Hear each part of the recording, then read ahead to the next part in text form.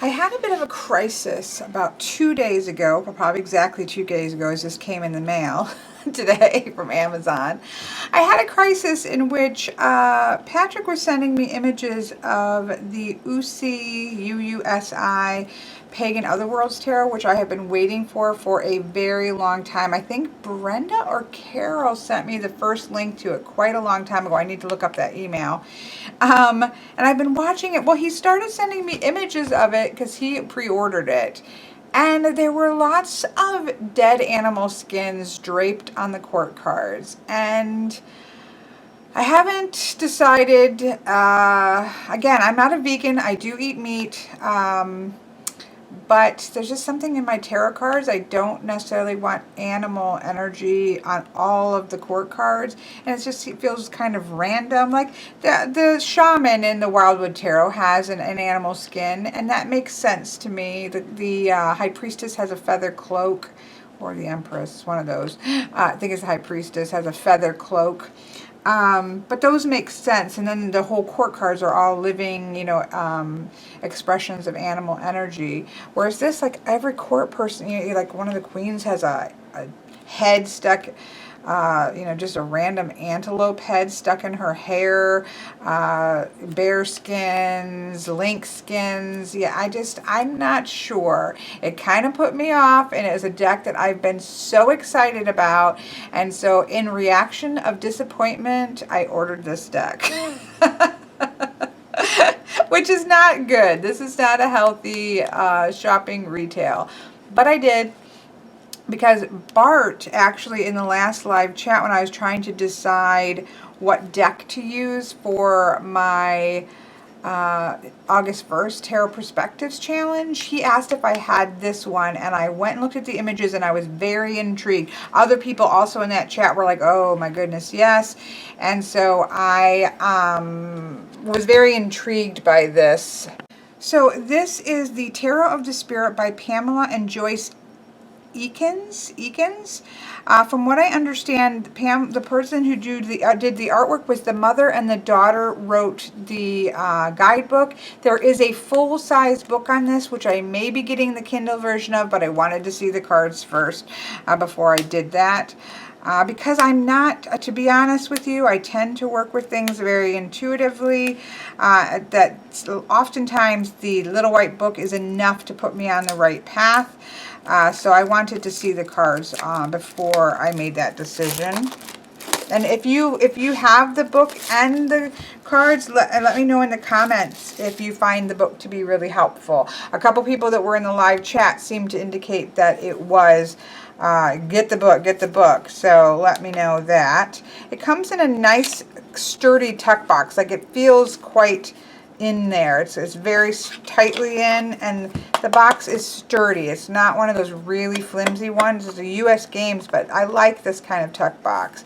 I prefer the kind that doesn't have this flap because it makes it difficult. They need to have those middle folds, but this is a nice sturdy tuck box. I'm quite happy with that. Very happy with that for a tuck box. It comes with the transparent, I'm going to zoom in a minute here, but I've been using it's a little skinny ruler that I use for painting things to scrape up. Don't worry, the little white book is right there, so I'm not damaging any cards. All right. So here we have Tarot of the Spirit. Here's the kind of the card. Here's the backing. I'm not fond of backings that have borders, but it's not obnoxious at all. So there's that. Let's take a quick look at this. It's just a little white book here. Welcome to Tarot, the game of life. Oh, see, that always wins me over. There's a quote from Joseph Campbell. Life as an art and art as a game, an action for its own sake without thought of gain or loss, praise or blame is the key. Then to the turning of living itself into a yoga and art into the means of such a life. Welcome to this incredible game. I don't really think of it as a game, but I see where she's going, in which the object is to understand all that has been, is, and ever shall be. That's a pretty big game. Welcome, dear one, to the Tarot of the Spirit. So this is supposed to be focusing on spiritual realization. And so she talks about it as the game of life. The use of tarot cards as the game of life is centuries old and is therefore accompanied by a great body of literature. This small booklet can only touch lightly on the fascinating subject. And then she talks about how there is a full book about this particular deck. So she talks about that. She talks about the Tree of Life card.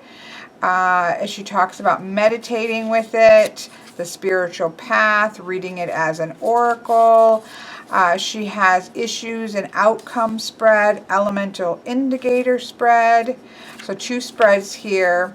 And then she goes into the divinatory meanings. And so it has about a paragraph for each of the major arcanas, as well as smaller. You got 3 on 1 page versus, 2-ish on the minors versus the majors. So I mean, it's and she does a change that we'll go into that. So then she has some obviously people who are talking about it and saying how wonderful it is.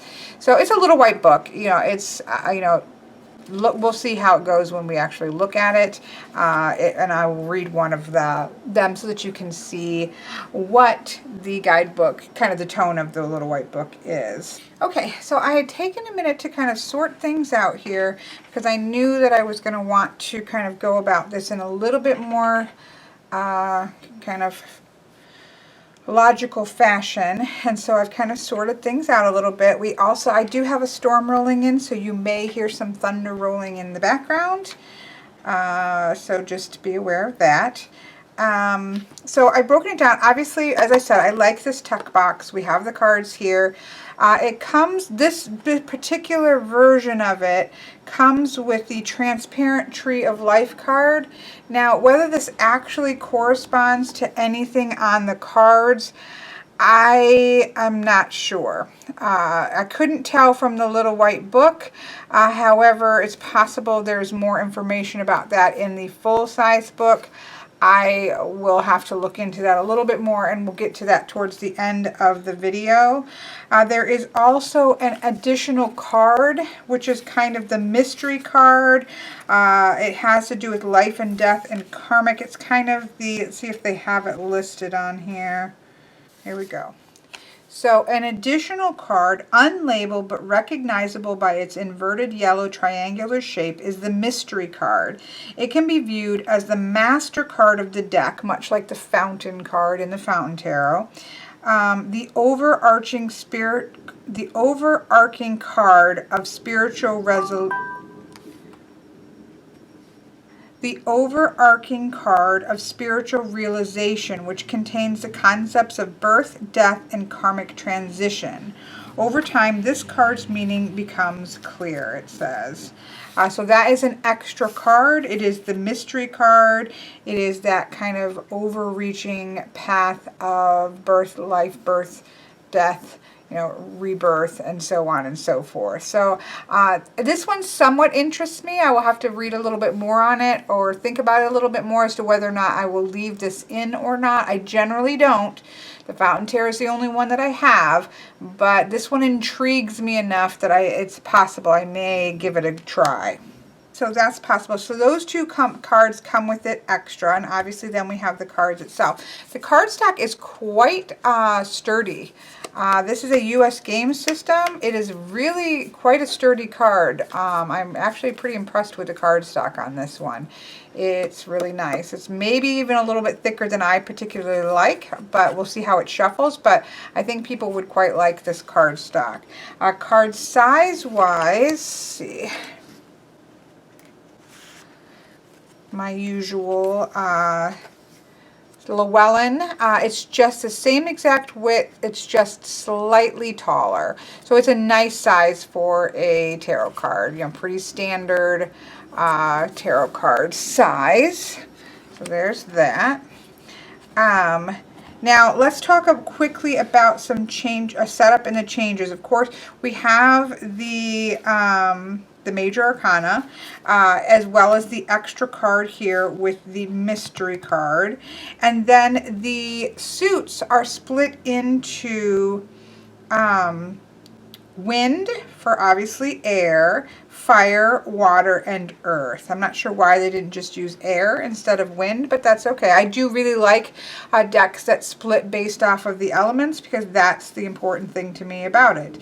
And then the court cards are sister, brother, father, and mother, which I also really love.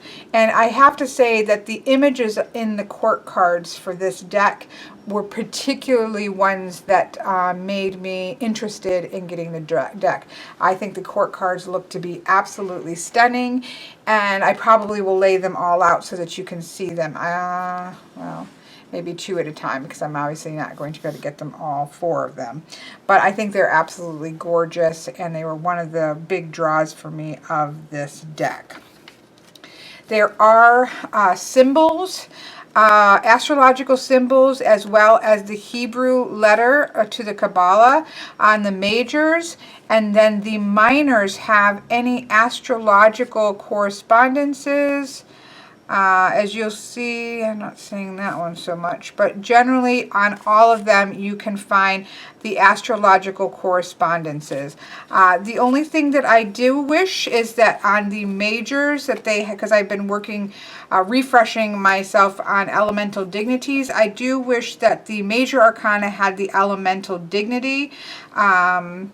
Like we have it here with the Fool, but I don't think, we'll look as we go through it, but I don't think that the other majors have the elemental dignity built in, although it's not, you know, all that difficult to often know what that might be, based probably on the astrological sign. So I'm tempted to go in and place the very discreetly place the elemental sign there, but we will see. I'm not ready to start modifying it, right? Let me go ahead and read the Fool card out of the little white book, just so you can get an idea of how it reads. Here we have 0, the Fool. All is movement, all change. This is a precarious time. Take a risk, have faith, and trust that you will be cradled. Every fall moves you closer to your own target of perfection. You are the cradle of perfect love. Use this opportunity to create.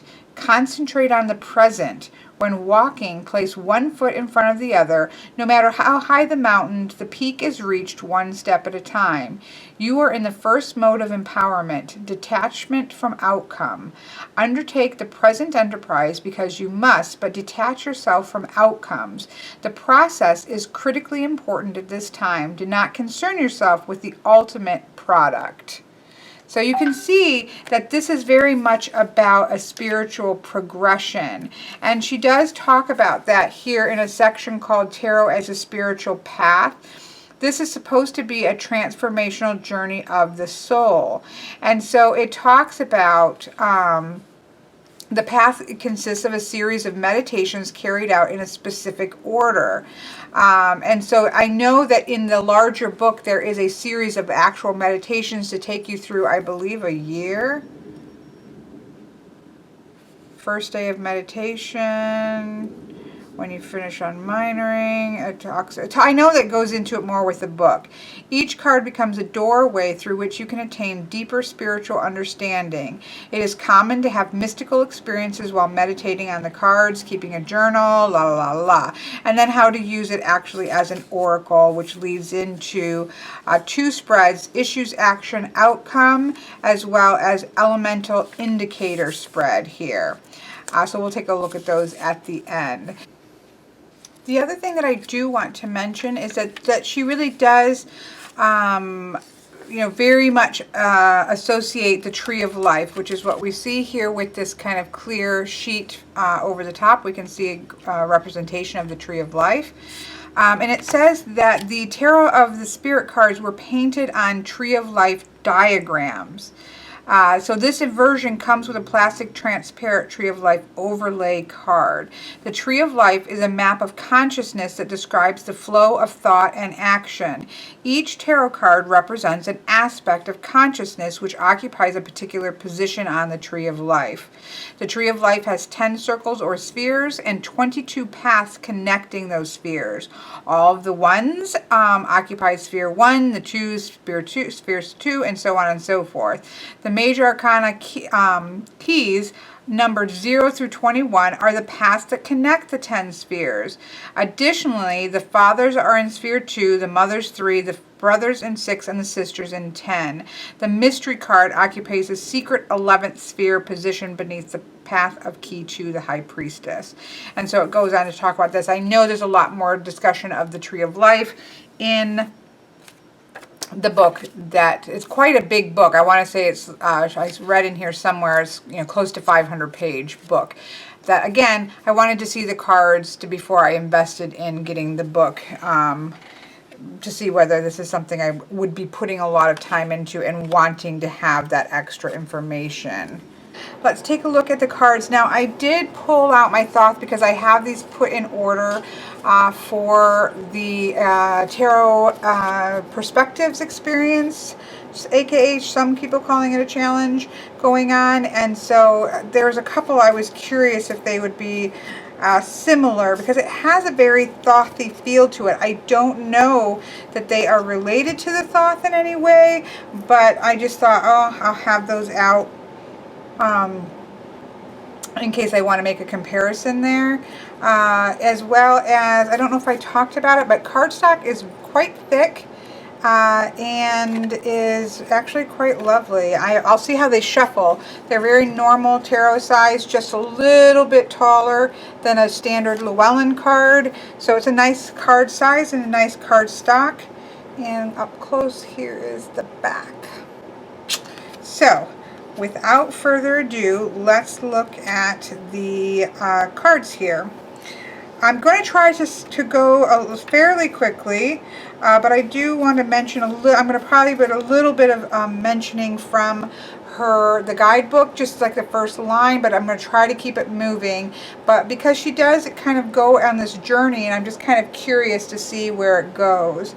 So I love this Fool card. She looks very full. It looks to be a she to me. Little red roses on her feet. Her shoelaces tied with the lemon scott. We have the white rose, the dog. Very traditional, but she looks like she's going on a cosmic journey, right? All is movement, all change. This is a precarious time. Take a risk, have faith, and trust that you will be cradled.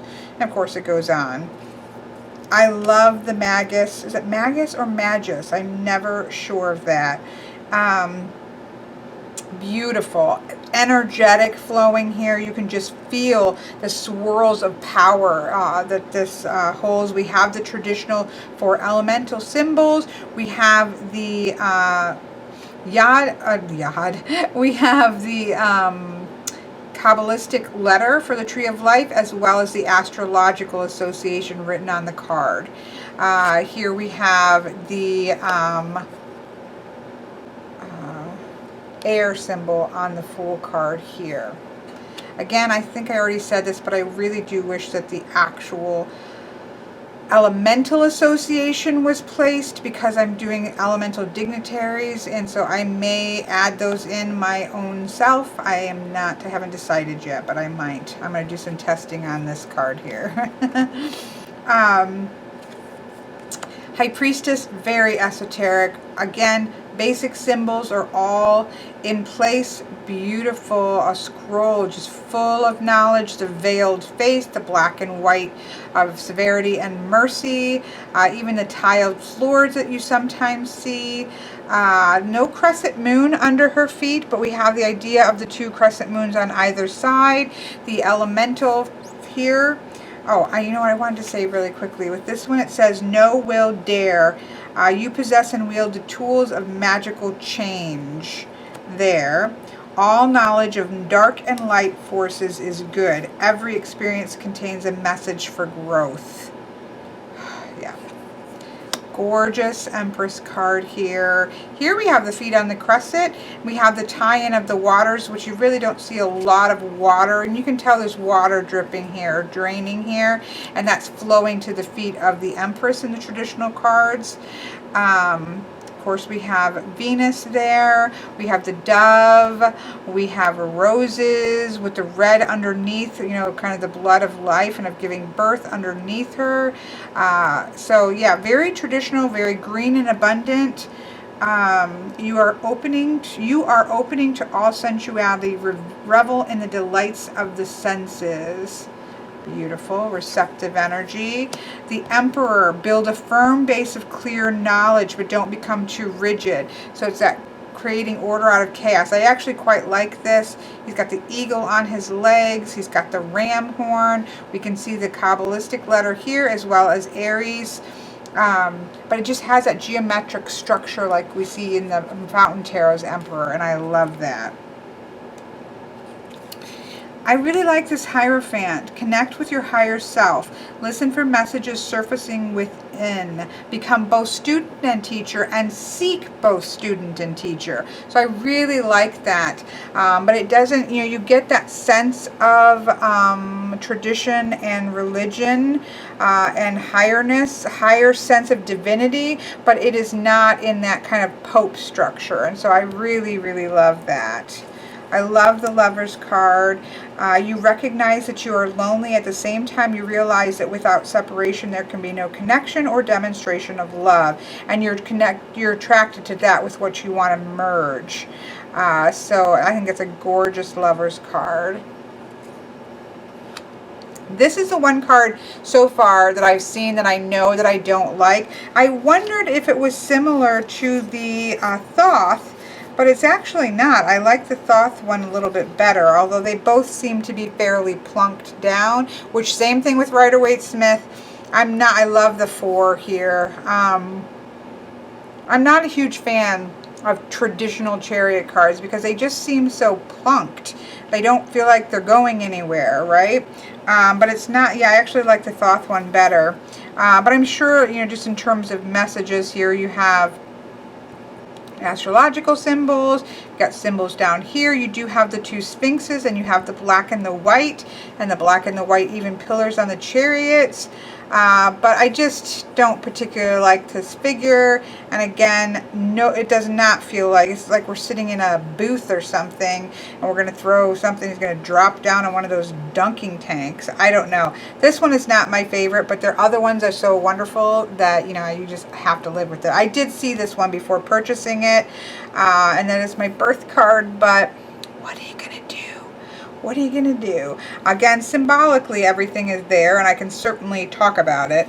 It's just not my favorite in terms of images. If somebody has this deck and wants to talk about what they feel about this card, I would love to know. Strength is so well, let's see what they say about this. Negative past influences may be affecting the present without due cause. It's time to clear out. See clearly, begin new energy, take responsibility, time to move. But again, I don't see really any movement there. But again, I can read with it, just don't particularly love it. This I love. Gorgeous. The truth comes from within yourself. It is your own deep inner light which, in good conscience, you ought to follow if you wish to discover happiness. Gorgeous. Again, still pulling those reflections of the 2 twin towers of mercy and severity into this. Here we have the Hermit. You carry in your own heart the light and love you have often sought outside of yourself.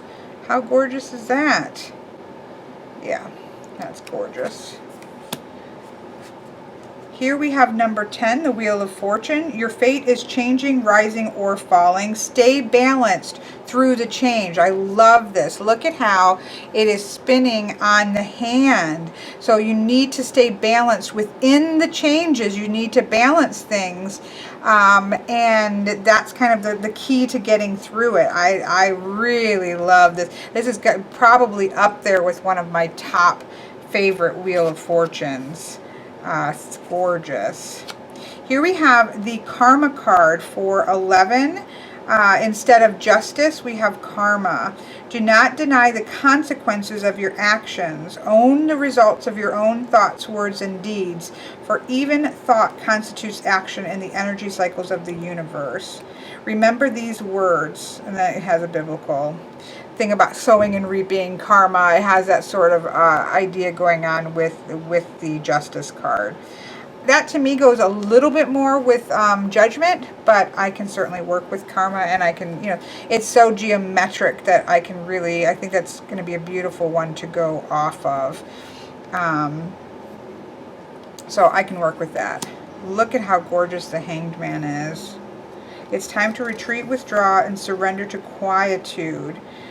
When you still your own waters, you can see and hear your deep eternal self. I think that's a beautiful. Again, you can see the traditional within there. I love the water symbol. I wish that symbol was worked in for all of the cards, along with the ass. Then it would have been perfect, but you can't have everything, right? Gorgeous death card. Look at the hands. We have hands and a foot here and faces. What do those mean? Like I would probably want the book just to figure that out. You are involved in a major transformation. This is one of the greatest transformations you have known. You're going to be, yeah, beautiful. Don't forget the darkest hour is just before the dawn. That's a gorgeous card. I love it. Temperance. The trials and temptations you currently experience will lead you towards integration. The middle way, the path of moderation. Love it. Love it. Love it. Love it. Again, you see water and land. So even though it is a little bit more abstract, you can see all the traditional symbols within the cards themselves. I love this devil card. I love this devil card because look, have you ever seen such big chains around? You can clearly step out of this. Clearly walk away from this yourself. I love this. I love this. Let's see what she says about the devil. The closer you get to your own truth, it's already zoomed in. The closer you get to your own truth, the more you perceive contradiction. The key to understanding is to see things from a new perspective. Accept the presence of paradox in your life and you will realize your own truth. Celebrate life, laugh, play, dance on the earth. Enjoy the material, but do not become slave to it. Bondage results from too much concentration on material success. Stay attuned to matters of the heart and the spirit. I think it's fantastic. I love it. Look at the Tower. Ooh. A series of mighty insights propels you to new awareness. That's gorgeous. Again, abstract, but all of the symbols are there. Look at the Star card. Follow your own star. To find your star, meditate upon your own nature.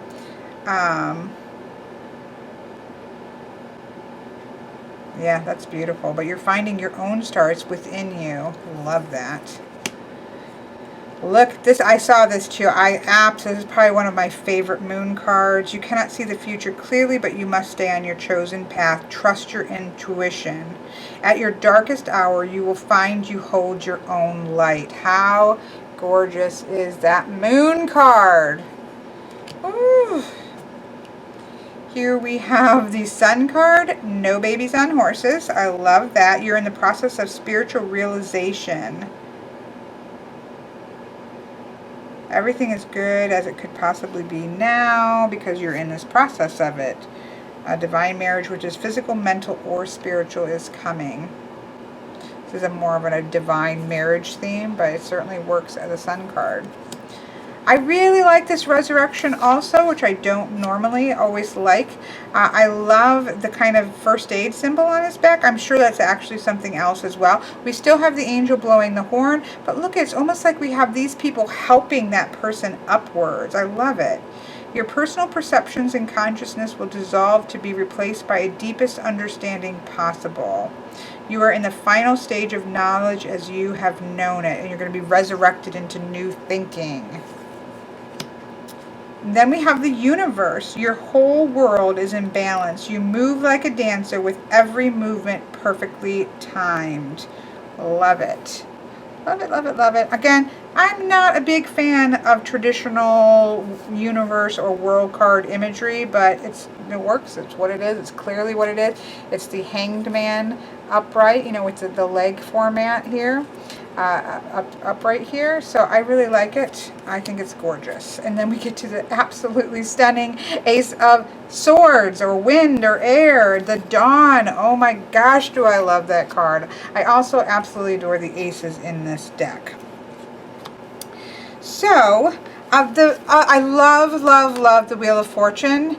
It's not so much that it's amazing imagery, which, although it is, but I love what it says. It says what I'm always saying about trying to get in the middle of the wheel and balance. This one is the one that I really, not too impressed with that one as the Chariot. But, so I had just kind of stuck those out because of that. So now we get to our suits. Let's take a look at the aces because that's how we always do it here. I did put these in order. They had them ordered backwards, and I know that I should have left them the way they do it, but that would drive me insane. Look at these aces. One of wind, one of fire, one of water, and one of earth. I mean, seriously, have you ever seen more gorgeous aces? Look at that. These are another thing that sold me. The court cards and the aces and the minors just completely sold me. I think that these are truthfully the most stunning aces I have ever seen. We have one of wind as dawn, one of fire as force, one of water as an open channel, and one of earth as form. Now I'm going to go through these like this because they seem to put that strong understanding of the connection of the numbers. I just want to kind of see if they connect at all, but how gorgeous. Seriously, how gorgeous is that? I'm going to put these back, and these are in my personal order, not the order in which they put them in, but that's okay, because it's now my deck, right? Okay, so wind is going to be for air, obviously, and so we have one of wind, dawn, two of wind is the crossing. Look at the color. Look at the color in the background. Oh. Three of wind, recognition. How interesting is that? We need to look that one up. I know.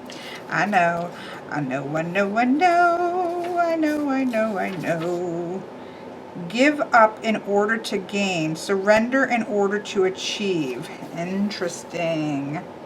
Interesting. I've seen this in more than one decks. Four of wind, mastery. Look at that. It's almost like practicing the color wheel and practicing the different colors, and you're mastering something. Very interesting for the because four is a stability here, so I quite like that. Five of wind, fear. Gorgeous again. So you can see we have Venus and Aquarius here. Here we have Jupiter and Libra. So we do have astrological correspondences on the minor cards. Obviously we don't need to have elemental. That's why I just wish the others had elemental. I may add them in, which I've said a bunch of times because I'm still mulling it over. Six of wind, clarity. Time to leave. You know, you can still work this in, but this is not Rider-Waite-Smith. This is its own thing, and it makes sense just in terms of numerologically. And I like that you can see the four crossed swords, and then you have the two swords crossing the crossed sword, so you get that interesting shift. This one is interesting. The seven of wind for many tongues. Let's see what it says here. There is a sense of futility. It is as if you are hearing or speaking several languages at once and no sense can be made of anything. You can't, because this is about expression, this is about communication, this is about intellect and knowledge, and this is leaving you with a sense of not being able to communicate. Very interesting. I quite like that. Eight of Winds, Power Shield. So, you know, the 8 is again about double structure, 4 and 4. That could be a safety thing, or it could also be a sense of the blocking of your shield as well. So you could kind of go a couple different ways there. Quite like that. And interesting. I'm really going to enjoy working with this. The 9 of wind is the screen. That's quite interesting. Look at the screen here. You are threatened. You may appear to others as threatening. You fear cruelty. You feel a sense of anger. There is a tendency to go into seclusion, but this is not the time for withdrawal. You must enter the world, and it's very interesting. But you could also use this for nightmares, right? It's that sense of it's all in the mind. It's a movie that we're telling. It's a story we're telling and creating it within ourselves and exaggerating it to this big screen status. So that's quite interesting. 10 of wind, the way of the cross. Look at that. Death comes to the old way of thinking. It's exactly what I see, the 10 of swords. Can we have a hallelujah and an amen? Oh my gosh, yes. Okay, so let's look at the court cards because I love these. So here we have the, I'm going to have to zoom out again, probably is not going to fit.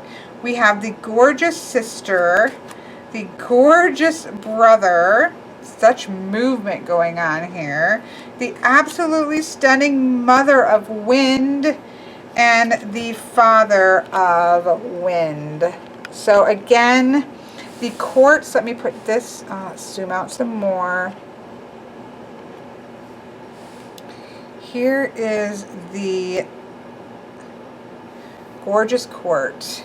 And again, the ones, I mean, the ace here. This is definitely the courts and the aces pretty much sold me on this particular deck. It's absolutely stunning. So yeah, pause for a moment while I take a photograph. Because I can. And I'm going to shuffle these at the end and I won't have the chance to do so. And thus is an Instagram picture born. I had to put it on there because I definitely think that this is going to have to be one of my decks for the tarot perspective. Because how fun will that be? So, okay, let's go back to what we were doing. Let me zoom back in. I won't do that with all of them, I promise. But can we just pause for a moment at how stunning? The 1 of fire, force. 2 of fire, convergence. So this would be wands. Gorgeous energy convergence. Birth of light, I think, is absolutely stunning in the 3 of fire. 4 of fire, flame of spirit. Because you've got, again, a stabilizing effect here. I'm not going to keep it.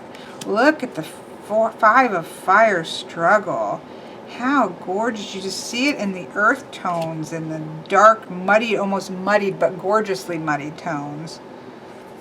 6 of fire, glory. The 6 is that are starting to move again from after this, you know, the 5s, kind of disruption of the 5s. 7 of fire, courage. Love it. 8 of fire, the lightning path. 8 of wands, that makes complete sense. The 9 of fire is the eye of fire. Let's see what that means. Wind. Eye of fire. You have arrived at a peak experience. You've reached the right wavelength, the right current. You are tuned into the right frequency. Interesting. And then the gorgeous 10 of fire.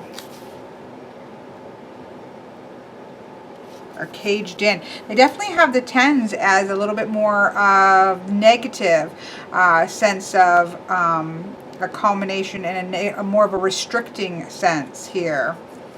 Then we have the gorgeous court cards, the sister of fire, the gorgeous brother of fire who is on a horse. You know what? I didn't even pay attention. Let's take a quick look. A brother, he's got wings. It looks like a winged creature for sure. We've got birds kind of into the abstract art, so more of that sense of flying. Here we have the fire on a looks like to be of a liony horse mix of a thing here. Blended creature here, but definitely movement in the brothers. Gorgeous mother of fire. Look at that. Love it. And the father of fire is going out boldly, very thothy, with the king on the horse. Love that. One of water, so stunning. Look at the dove. Look at the water. It's just gorgeous. Open channel. Sacred cord. Stream of love for the three of water. How gorgeous is that? Four of water. The flood.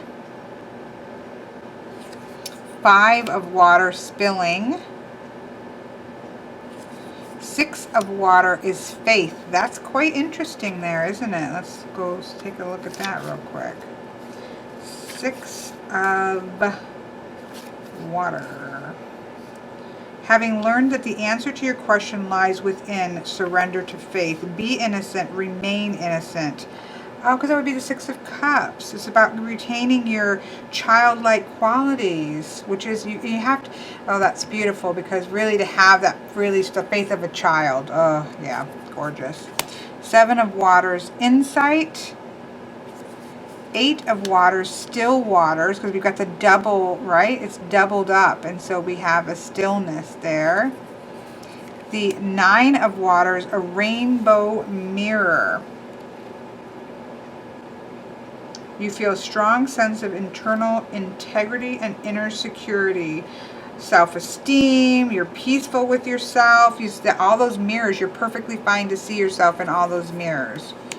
A Ten of Water, the fountain of love. Everything's kind of coming together. It's all love. Look at the Sister of Water. Can we just say, look at the Sister of Water. It's stunning. She's like riding a swan. The Brother of Water, the Mother of Water, so gorgeous, and the Father of Water on the horse as well. Was the air father? Oh, I've got these all mixed up, flip-floppy. Is the air father on 6, 7, 8, 9, 10, sister, brother, mother. Yes, he is riding a bull of sorts. So yeah, so the kings or the fathers are all out there energetically. That's beautiful. I love it. This, again, very thoth. Stunning, stunning. One of earth, bringing form into being. Two of earth, cause and effect. Love it. Three of earth, works. Four of earth, power. Look at the keyhole. You've created this power base here. I like that.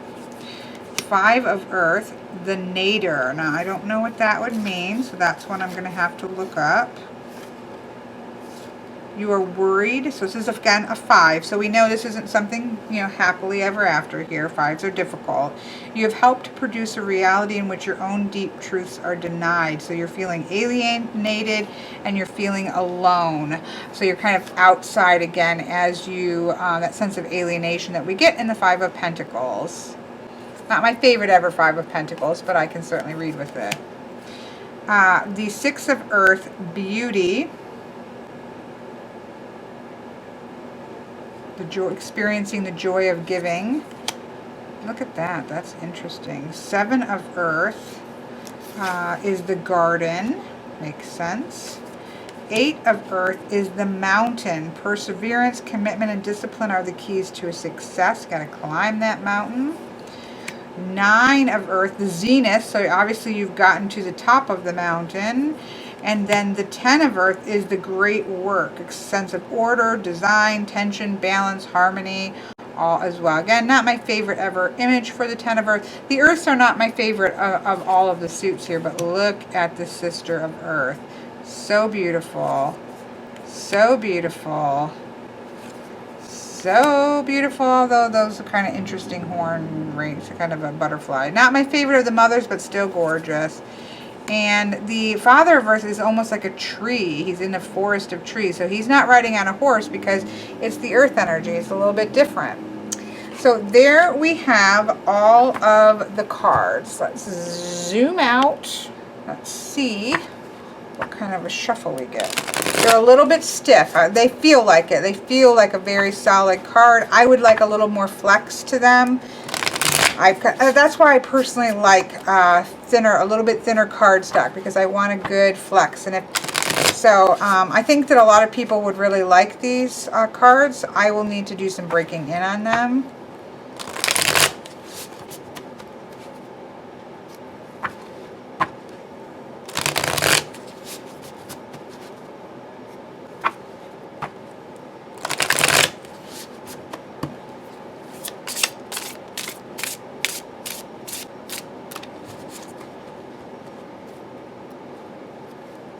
Obviously, I need to shuffle them more, but I know this is going to be really long.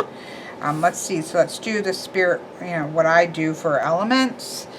So here would be spirit, and then I do fire, and air, and water, and earth. That's just me because of geomancy. I've kind of shifted how I used to do that. Look at that. They certainly are absolutely gorgeous, aren't they? Do it as above, so below, which I quite like doing with the Margaret Peterson. These are going to be really gorgeous with the Margaret Peterson, aren't they? I know I'm not doing a reading because I'm going to do a separate reading on elemental dignities, and I'll use this deck tomorrow or Sunday. So I will use this deck to do that, but I just want you to be able to see some of the cards together. And then, of course, let's just, because I'm, why not? Here we have the Ace of Coins, the Hierophant, and this. Some of these I could pull forward. Look at how gorgeous these are. Some more geometrical in this deck than with the Margaret Peterson, but still really stunning. Look at that. Look at that. So I will let you know how these go. Again, I'm going to do a elemental dignities because people ask me about that a lot. And someone, Al from Sacred Seed, had asked me on Instagram if I used it. So I told her I would do a video on how I understand it and use it with a 15 or 18 card Thoth. I think it's 18 card Thoth spread. 3, 6, 12. No, 15. I think it's 15 card Thoth. The 18 card was a linear way of doing it, which I'll show you also. But I just, I wanted to quickly do a walkthrough because I wanted to see whether I was going to want to use this in the tarot experience, or tarot perspective experience that's coming up. So I wanted to very quickly do a walkthrough so I could shuffle them together, only to have to put them back in order if I'm going to use them for the readings. I'll talk to you later.